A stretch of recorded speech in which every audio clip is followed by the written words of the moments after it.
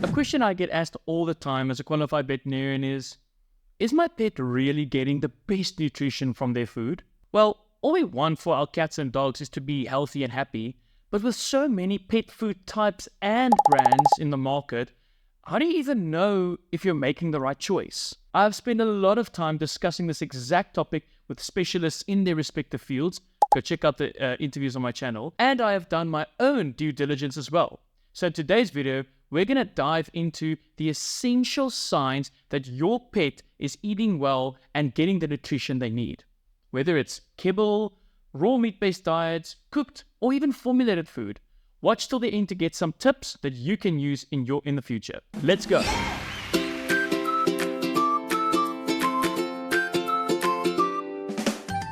Hello everyone, and welcome to Zoomies. The whole which food is best for your pet is a massive topic on social media platforms today. And with these major differences in opinions from professionals all over the globe and in many different fields. A pet's diet can cause changes such as shiny coats and even all the way down to healthy, regular poops. We'll go through what to look for, what to avoid, and how to make sure your furry friend is getting the best nutrition possible. Let's get started. First things first, let's discuss the major components of any food or diet. The main constituents that you need to know are proteins, fats, carbohydrates, vitamins and minerals, and also moisture content. These all accumulate to form a balanced diet in either dry or the wet form. But an important thing to note is that each pet in its individuality has individual requirements, and depending on things such as the animal type, like cats or dogs, specific breed, their inherent genetics, their routine, the climate they live in, and so much more. Now that the fundamentals are out of the way, let's move over to what actually makes a good pet food. You want to be looking for foods that list a high quality protein source as their first ingredient. Try to avoid foods with vague terms like meat byproducts or animal meals, as these can be low quality. But just know, the more specific and rare the meat source, the more the food will probably cost.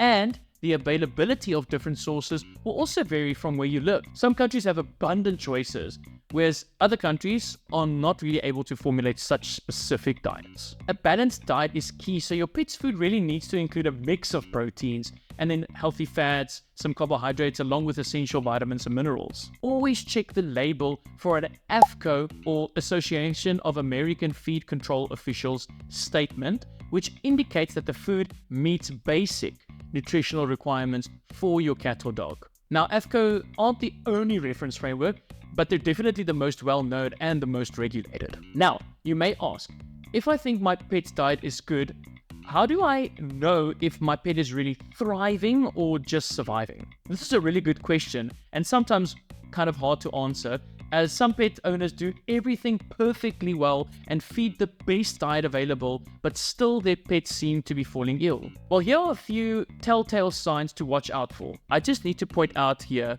that if your pet has a specific disease or diagnosis, this may drastically affect and limit your dietary options for your pet, and that not all key points may apply here. So one of the most obvious signs of good nutrition is a nice, glossy, healthy looking coat. If your pet's fur is shiny and soft and their skin kind of is free of flakes or irritation, that's a really great sign that they might be getting the right nutrients. But just know, there are certain conditions like environmental allergies that may affect this. Another aspect is good and consistent energy levels. Your pet should have a consistent energy level throughout the day, not just hyper or crashing down or just being sluggish. So if your pet is active, playful, and alert, their diet is likely giving them the right amount of energy source that they need. Contrary to popular belief, carbohydrates are a fine source of energy for your pet. Remember, your body's main source of energy is glucose, and this can be so easily produced from carbohydrates.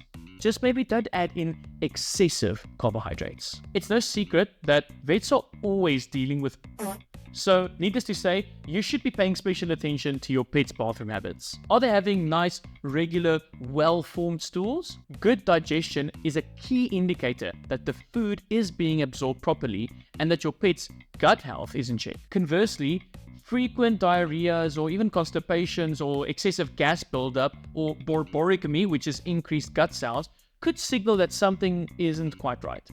Remember, there are some breeds like German Shepherds and miniature Schnauzers that are especially susceptible to developing food sensitivities. You should also be keeping an eye on your pet's weight and condition.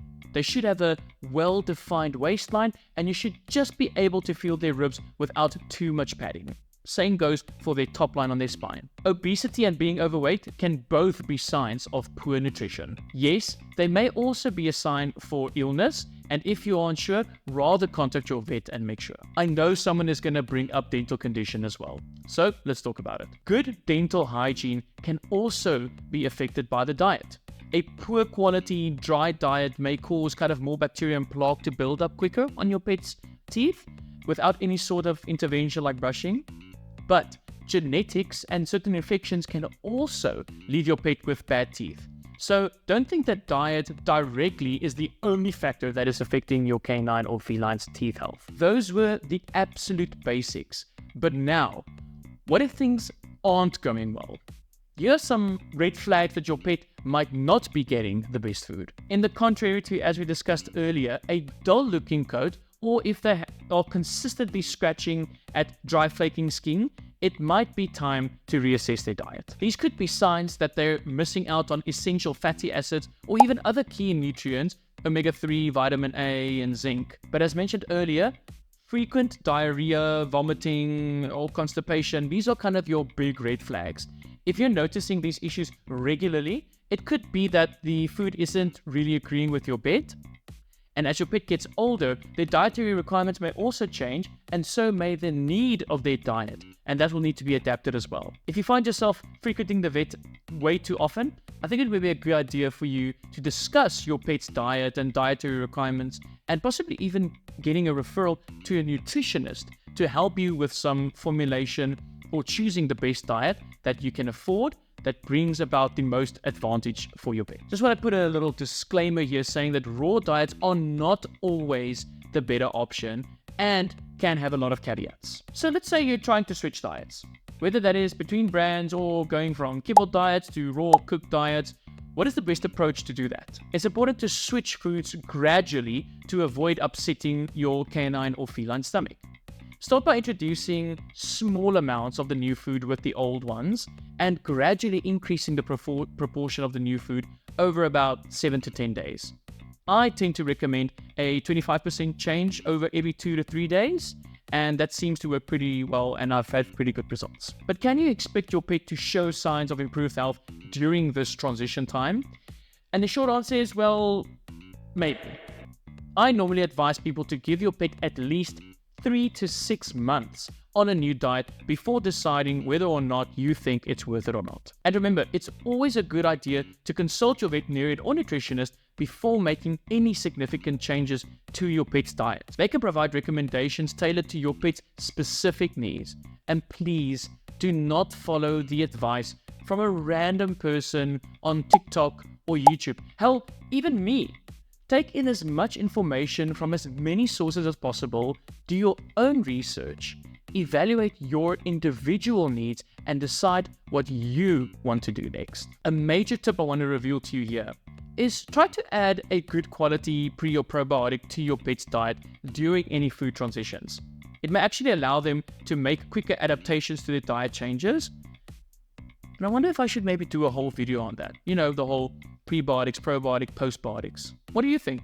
Let me know down in the comments. So there you have it. Key signs to look for to ensure that your pet is getting good food, plus some tips on what you need to avoid. Your dog or cat's health is literally directly tied to what they are being fed. And the right food is the most important decision you can make as a pet parent. Thanks so much for watching this. If you found this video really helpful, don't forget to hit the subscribe button and follow us even over on Instagram and TikTok for more tips and tricks to keep your pets happy and healthy. Until next time, cheers.